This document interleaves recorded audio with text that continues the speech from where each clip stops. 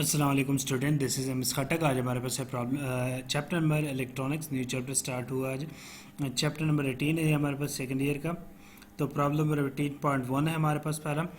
The current flowing into the base of the transistor as 100 microampere, find its collector current IC, its emitter current IE, and the ratio IC और IE of the value of the current gain beta is equal to 100। क्या कह रहा है कि हमारे पास current flow कर रहा है ट्रांजिस्टर के बेस में, और करंट की जो वैल्यू है कितने मैग्नीट्यूड, वो 100 माइक्रो एम्पेयर है। ठीक है। IC collector current, I emitter current I A, और हमने आईसी और आई ई रेशो फाइंड करनी है जब हमारे पास करंट गेन जो यानी बीटा हो वो 100 हो। तो देखते हैं जो बेस करंट है हमारे पास I B is equal to 100 micro ampere, micro exponential -6 होता है, तो हमारे पास क्या आ जाएगा 100 एक्सपोनेंशियल -6। करंट गेन हमारे पास गिवन है beta is equal to 100। Collector current I C हमने फाइंड करना है, मीटर करंट आई ई, और हमने रेशो फाइंड करनी है आई सी और आई ई। तो we know beta is equal to I C और आई बी हमारे पास फार्मूला होता है। अब बीटा यानी करंट गेन हमारे पास गिवन है 100, तो यहाँ से हमने आई सी फाइंड करना है, तो ये हमारे पास बीटा मल्टीप्लाई आई बी हो जाएगा। तो बीटा यानी 100 मल्टीप्लाई 100 एक्सपोनेंशियल -6, क्योंकि आई बी बेस करंट की वैल्यू जो हमारे पास गिवन है वो 100 माइक्रो एम्पेयर है। ठीक है। तो हमारे पास 100 एक्सपोनेंशियल -3 आ जाएगा। तो यहाँ से हमारे पास आई सी की वैल्यू क्या आ जाएगी 10 एक्सपोनेंशियल -3, या I C is equal to 10 milliampere. ये हमारे पास आई सी आंसर आ जाएगा। नेक्स्ट हमने क्या फाइंड करना है, एमिटर करंट आई ई। तो अब हम फार्मूला जानते हैं कि आई हमारे पास क्या होता है, emitter current is sum of collector current plus base current. जितना हमारे पास करंट एमिट हो रहा है ट्रांजिस्टर से, वो हमारे पास बेस और कलेक्टर के सम की इक्वल होता है। तो ये आपने याद रखना है, I is equal to I C plus I B. तो 10 ये हमने फाइंड किया अभी 10 exponential -3 multiply I B हमारे पास 100 एक्सपोनेंशियल -6 है। तो हमारे पास आई की वी की वैल्यू 0.0101 आ जाएगी। ये हमारे पास पॉइंट हम यहाँ मूव करेंगे तो 1 और ये 2, और ये हमारे पास क्या आ जाएगी, यहाँ पे 3 आ जाएगी। तो 10.1 एक्सपोनेंशियल -3, तो आई ई की वैल्यू हमारे पास 10.1 मिली एम्पेयर आ जाएगा। नेक्स्ट अब हमने तीसरी चीज़ जो हम फाइंड करनी थी वो रेशियो यानी आई सी और आई ई। अब आई सी और आई ई हमने फाइंड करनी है, तो आई सी भी हमने अलग फाइंड किया आई ई, तो आई सी पे आई ई की वैल्यू को डिवाइड कर लेंगे।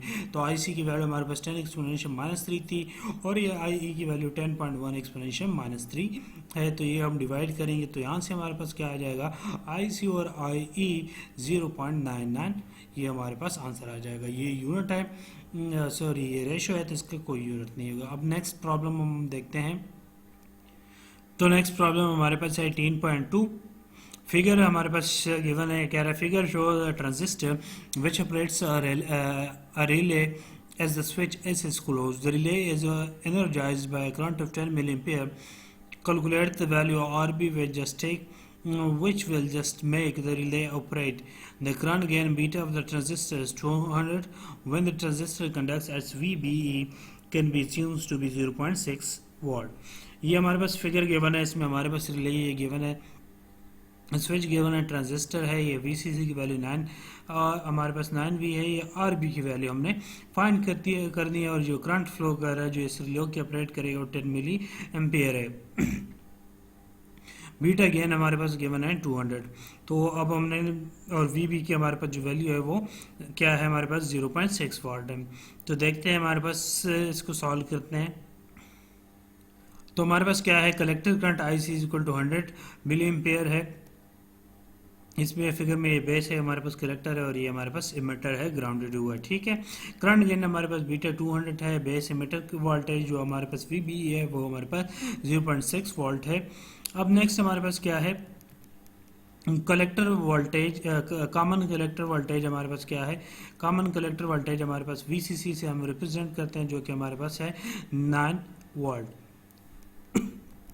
तो बेसिक रेजिस्टेंस आर भी हमने फाइंड करना है। So we know that by applying Kirchhoff voltage rule under the input law, तो VCC equal to IBRB plus VBE हमारे पास फार्मूला भी है, VCC equal to V plus VBE हमारे पास बुक में फार्मूला भी है। जब आप टॉपिक करते हैं तो VCC हमारे पास IBRB plus VBE, VCC equal to ये हमारे पास VCC है, जो टोटल वोल्टेज है, कॉमन कलेक्टर वोल्टेज है, वो IBRB यानी V और VBE के इक्वल आ जाएगा। IBRB है, इसमें जो वोल्टेज V फ्लो कर रहे हैं वो, और VBE जो हमारे पास बेस कलेक्टर करंट है, V plus base collector base emitter current है। ठीक है, तो हमारे पास क्या आ जाएगा, IB, तो VCC is equal to V plus VB, और हमारे पास जो V है वो हमारे पास IBRB है। IBRB में क्योंकि हमने RB की वैल्यू फाइंड करनी है तो इक्वेशन के साइड पे ले जाएंगे, और ये इक्वेशन के साइड पे आ जाएगा, तो VCC माइनस VBE आ जाएगा। VCC की वैल्यू हमारे पास 9 गिवन है, माइनस 0.6 VBE की, बेस इमिटर करंट 0.6 वोल्ट है, तो माइनस करेंगे तो हमारे पास 8.4 आ जाएगा। तो IBRB इज इक्वल टू 8.4 आ जाएगा। यहाँ से हम RB की वैल्यू निकालेंगे, तो IB हम डिवाइड करेंगे, IB की वैल्यू हमारे पास गिवन नहीं है तो हम फाइंड करेंगे, तो 8.4 x डिवाइड बाई IB, ये इसको हम इक्वेशन 1 कह देते हैं, यानी RB is equal to 8.4 divide by IB। अब IB फाइंड करने के लिए हमारे पास बीटा का फार्मूला है current gain, beta is equal to IC यानी कलेक्टर करंट और बेस करंट। तो यहाँ से हमारे पास IB की वैल्यू हमने क्योंकि फाइंड करनी है तो IC और बीटा आ जाएगा। अब IC जो कलेक्टर करंट है वो हमारे पास गिवन है 10 एक्सपोनेंशियल माइनस 3 और डिवाइड बाई 200, तो हमारे पास 5 एक्सपोनेंशियल 5 आ जाएगा। तो यहाँ से हमारे पास IB की जो वैल्यू है 5 एक्सपोनेंशियल माइनस 5 एम्पेयर आ जाएगा, 0.005 मिली एम्पेयर आ जाएगा। ठीक है, तो अब यही इक्वेशन IB हम इक्वेशन ए में पुट करेंगे। इक्वेशन ए हमारे पास क्या था, RB is equal to 8.4 x divide by IB की वैल्यू हमने 5 एक्सपोनेंशियल माइनस 5 पुट की है। तो ये अब सिंप्लीफाई करेंगे तो हमारे पास क्या आ जाएगा, 168 एक्सपोनेंशियल माइनस 3 या एक्सपोनेंशियल 3, तो हमारे पास एक्सपोनेंशियल 3 किलो की इक्वल होता है, तो 168 किलो ओम आ जाएगा। तो ये हमारे पास इसका आंसर आ जाएगा। नेक्स्ट प्रॉब्लम इंशाल्लाह नेक्स्ट वीडियो में करेंगे। अगर आपको मेरी वीडियोस से मदद मिलती है तो मेरे चैनल को सब्सक्राइब कीजिएगा, लाइक कीजिएगा, कमेंट कीजिएगा, फेसबुक पेज को फॉलो कीजिएगा। आज के लिए इतना काफ़ी, नेक्स्ट प्रॉब्लम इंशाल्लाह नेक्स्ट वीडियोज़ में। Thanks for